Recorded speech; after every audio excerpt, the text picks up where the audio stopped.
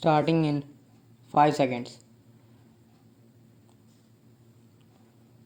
An integrated national education program, the Sarva Shiksha Abhiyan, has been launched for universalizing elementary education and a national mission constituted with the Prime Minister as chairman.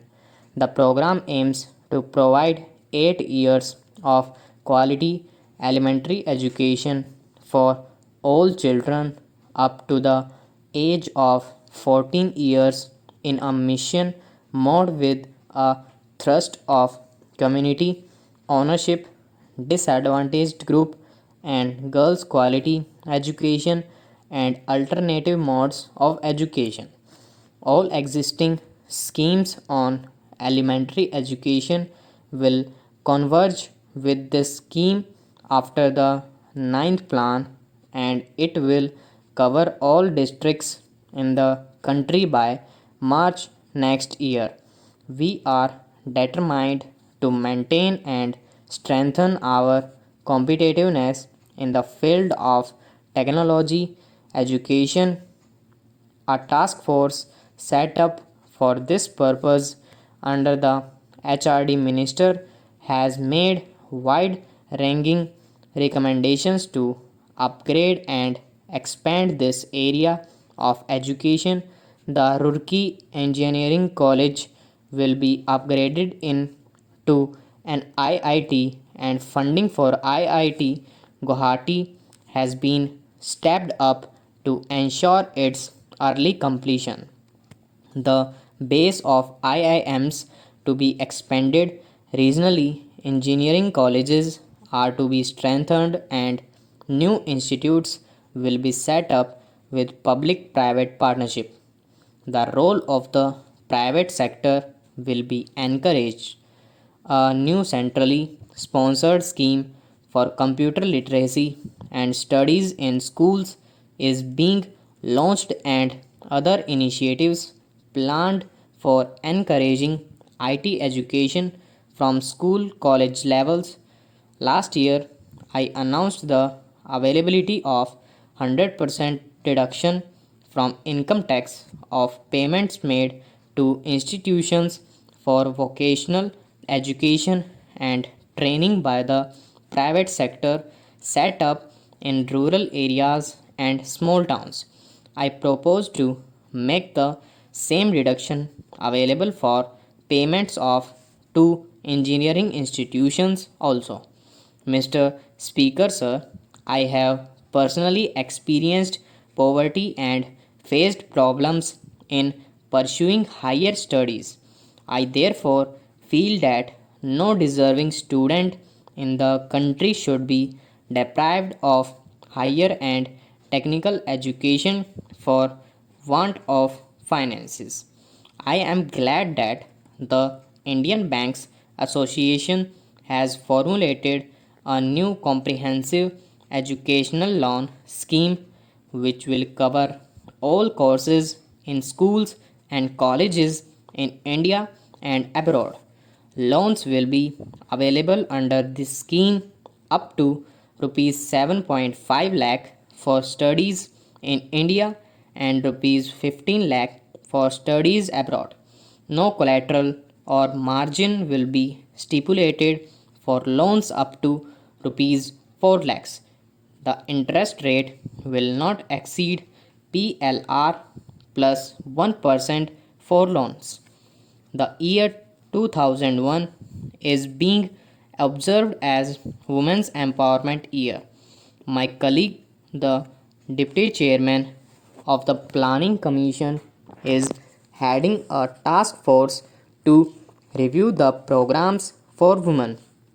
Meanwhile, I propose to strengthen the Rashtriya Mahila Kosh for providing microcredit to poor assetless women through NGOs, launch an integrated scheme for women's empowerment in 650 blocks through women's self-help groups, start a new scheme for women in difficult circumstances like widows of Vrindavan, Kashi, and other places, destitute women and other disadvantaged women groups.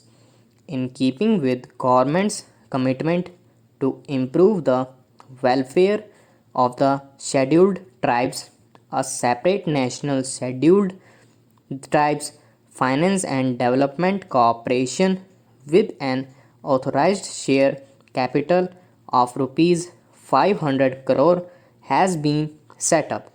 The allocation for the schemes for welfare of scheduled tribes in the Ministry of Tribal Affairs has been enhanced from rupees 786 this year to the rupees 986 crore in the coming year. Similarly, the allocation for the schemes for welfare and upliftment of scheduled castes in the Ministry of Social Justice and Empowerment has been enhanced from rupees 709 crore this year to rupees 790 crore in the coming year. Honorable members may recall my announcement in the last budget of a new group insurance scheme, the Janashri Bima Yojana, to extend social security cover to the poorest section of the society. The said scheme was launched by the Prime Minister on 10th August 2000 and has been well received. 332 schemes have been approved so far, covering people in the BPL segment. I believe that the social security cover needs to be widened to minimize the miseries of our people below the poverty line. Accordingly, I propose to introduce two more schemes during the next financial year: a special scheme for landless agricultural laborers, the Khetihar Mazdoor Bima Yojana, which will provide benefits of insurance cover as available under Janashri Bima Yojana, and a pension of rupees 100 per month to the beneficiary on attaining the age of 60 years. In the case of beneficiaries who join the scheme at a young age, some periodical payments at the end of every 10 years are also envisaged. The beneficiary will be required to make a small contribution towards the premium. A Shiksha Sahyog Yojana, to provide an education allowance of rupees 100 per month to the children of parents living below the poverty line to meet the expenses of education during their studies from 9th to 10th standard. Now, stop.